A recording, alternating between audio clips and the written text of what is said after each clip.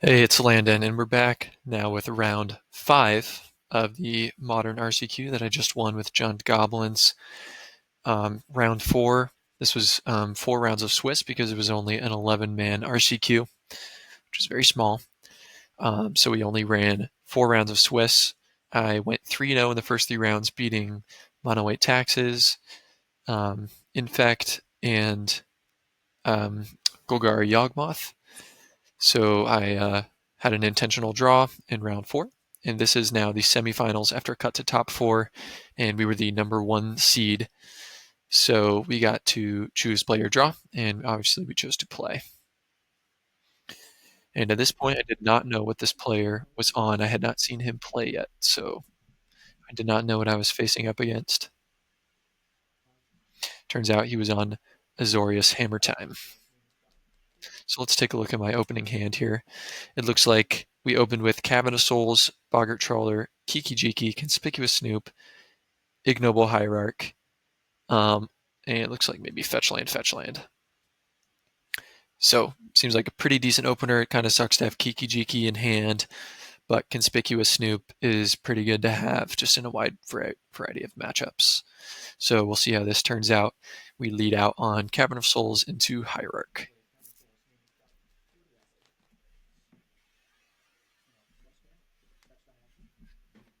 He leads with Flooded Strand into a Plains, into Sigardizade, I believe.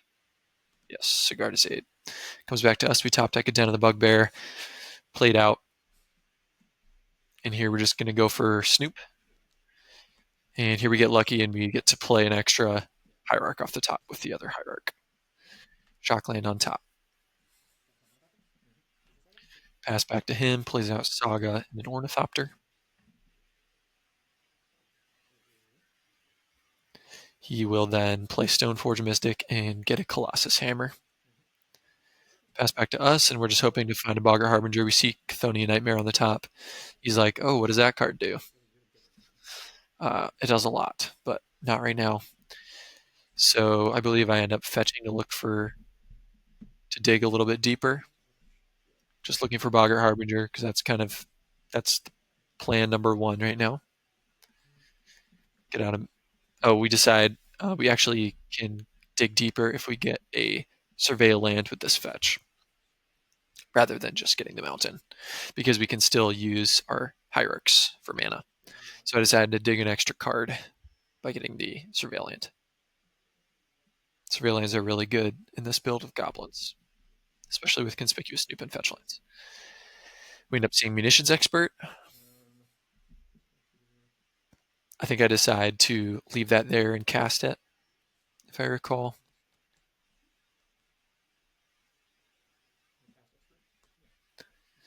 And then we get a natural Kiki on top, which is great to see. We can't do anything with it right now, but as long as he doesn't kill us on his turn, we can make infinite Kiki or infinite Snoops on his end step and then untap and kill him. So I decide that's kind of plan number 1.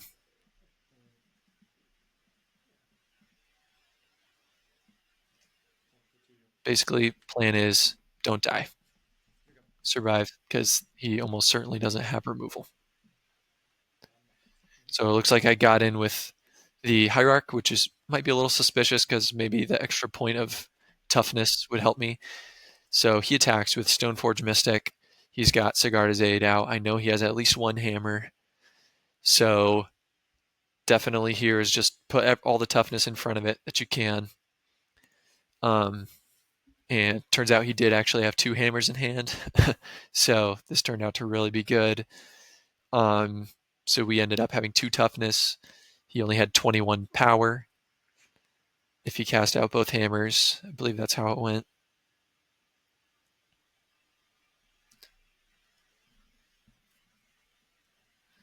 So I was at 19. So he could have made his creature 21 power. He could have killed me here now that I see this. I think he did the math wrong. Oh, sorry. No trample. Sorry, don't listen to me. Yeah, he didn't have trample, so no shadow spear. That's what we were kind of worried about. So yeah, pay no attention to me. Shadow spear was needed there. Anyways, okay. So on his end step, oh, he'll play out another Stoneforge Mystic and get the shadow spear. Or sorry, no, he gets Cryptic Coat here for whatever reason. So on his end step, I'll make infinite copies of Snoop, and that's GG's. Untap, attack with him. So we will go to game 2 here. Sideboarding in Pithing Needles, Fatal Pushes. Let's see, Mass Vandal, obviously, Boggart Harbinger.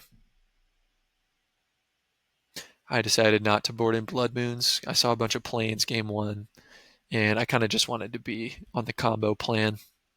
I thought Blood Moon wasn't going to be worth it. So let's skip ahead.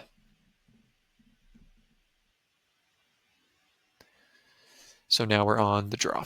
He leads out on Springleaf Drum. We lead out on Den into Ether Vial. Let's see what the opening hand is here. Looks like 2 Matrons, Ether Vial, Ignoble Hierarch, Munitions Expert.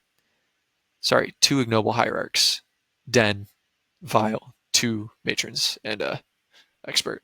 So kind of a weird hand, but since we have 2 Ignoble Hierarchs, land, and Ether Vial, I decided to take a little bit of a gamble and just kind of rely on these Hierarchs to get us the mana we need. So that's what we do. Pass back to him. He plays out a Temple Garden, so I guess he was on Bant, I guess for Haywire Mites or something. So he Stone Forges for a hammer. Then he casts a Ginger Brute, gets in for 1. Pass back to us. Upkeep, file to 1. We end up top decking. We draw a land on both of our draw steps, which is very fortunate. Shocking the Blood Crypt. For the Munitions Expert, I decide to vial in Ignoble and cast a Munitions Expert to kill the Stoneforge. Looking back on this, I was thinking that he probably had a Cauldron Complete in his hand, and that's why he didn't, because since he didn't have a Sigarda's Aid, I figured he was going to go for the Cauldron Complete line, and he already had Cauldron Complete in his hand, and that's why he searched up Hammer. But I should have been thinking that he probably had Pure Steel Paladin instead to equip the Hammer, and I really should have just killed Ginger Brute here because Cauldron Complete doesn't kill as fast as, Hammer on Ginger Brute. So in hindsight, this was a misplay, but I did end up killing Stoneforge instead of Ginger Brute. He did also still need another artifact for Pure Steel to work, but I knew he had the Hammer, so that's what he does here. He goes Pure Steel, Hammer, draw card, equip, swing. I chump with the Expert. Back to my turn.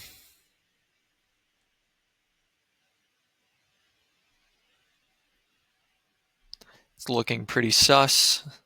We don't have many ways to kill. I mean, I can get a Vandal and kill the Hammer. But I realize that if I do that, I kill the Hammer, his Urza Saga is going to be on 3. He's just going to get another Hammer, and that kind of got me nowhere. And then he can just give his Ginger Root unblockable. So I decide to Matron for Masked Vandal and take out his Urza Saga, because that can make constructs and get him a Shadow Spear, which, I mean, doesn't really matter because Ginger Root can already be unblockable. So kind of just in rough shape no matter how you slice it here. I guess I could have gotten a conspicuous Snoop and hope. Well, no, we would have been dead to another Hammer no matter what. So I decided to do that. He Surged of Salvationed me, I believe. Prevented me from exiling his Saga. And we're dead. I realized I was dead there. He got another Hammer, put it on the thing. Give it unblockable. I'm toast. Going to game 3. Sideboard stays the same, I believe. Yeah. So now we're on the play.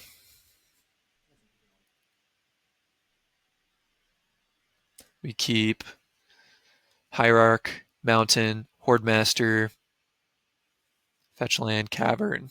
Looks like Kiki Jiki again, and Bogger Harbinger? Oh no, Fatal Push, sorry.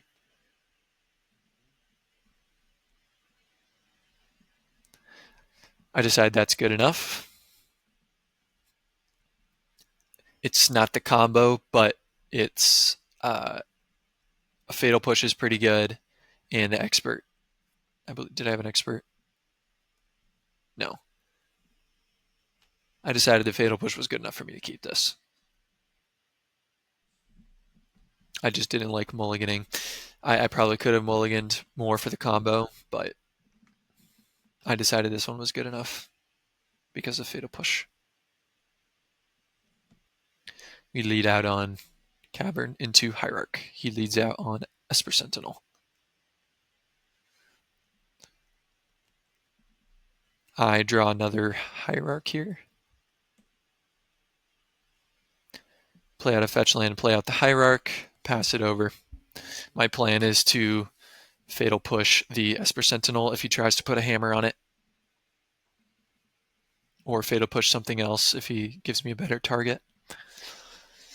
And he does end up playing Sigarda's Aid into hammer here. And he attacks first. I say no blocks to bait out the hammer.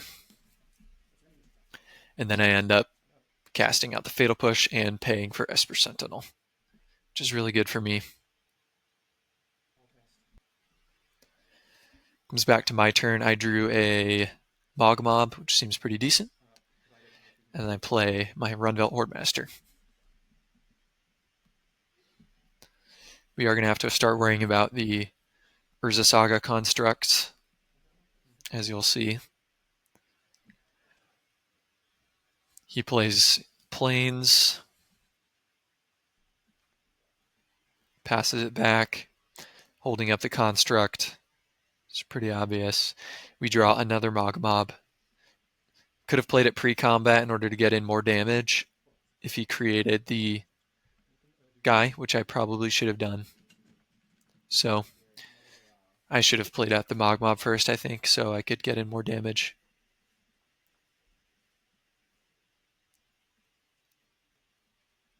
But he decides to block a Hierarch because his guy's only a 2/2. So I say, okay, I'm going to get in the 3 damage from Mob. Whiff on the Hordemaster trigger, play out the other Mob. I should have sacrificed the other Mob first to see if I could hit something off of Hordemaster that I wanted to cast. But I did that wrong also. Played out the Mob first and then sacrificed to kill the construct. Although I may have, once I did this, I think I noticed my mistake and said, okay, well, might as well pass the turn first. See what you do. So Urza Saga goes to 3. He decides to make another construct. I'll just respond now. Kill the construct.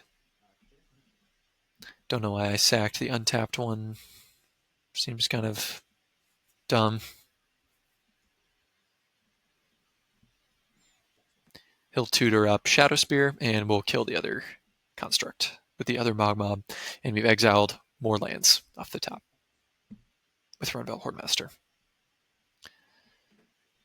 And with that, he'll play Gingerbrute, pass it over. Starting to look a little bit dire. We don't have our Mobs anymore, but I just couldn't let those constructs keep getting bigger. So we get Snoop into Snoop here, which is really good. So we now have 2 Snoops. We decided to get in for 2 because of Exalted. Might as well. He needs to have a way to equip these equipments, which he finds, which is really bad for us. He gets in for 12. which is pretty bad. I consider blocking with one conspicuous snoop in order to clear the survey land off the top, which in hindsight I probably should have done because I had Kiki in hand and an untapped land would have been better. But then again, we don't have any good real targets for Kiki.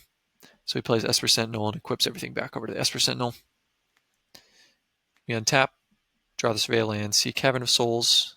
We are dead on board here unless we get something good. So we surveil the cavern to the graveyard, see a Goblin Matron, which is a glimmer of hope. So here, when we cast Goblin Matron, the idea is ETB trigger on the stack, see what the next card is. If it's a Kiki Jiki, we can make infinite copies of Snoop and then go to our end step and have them all die. And Horde Master will give us the win.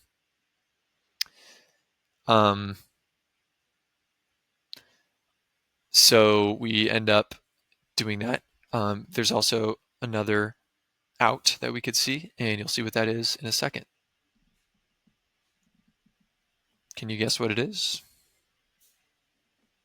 I think about this for a long time, but really I only have one option here. Cast Matron, and we see Skirk Prospector on the top. Did you guess it?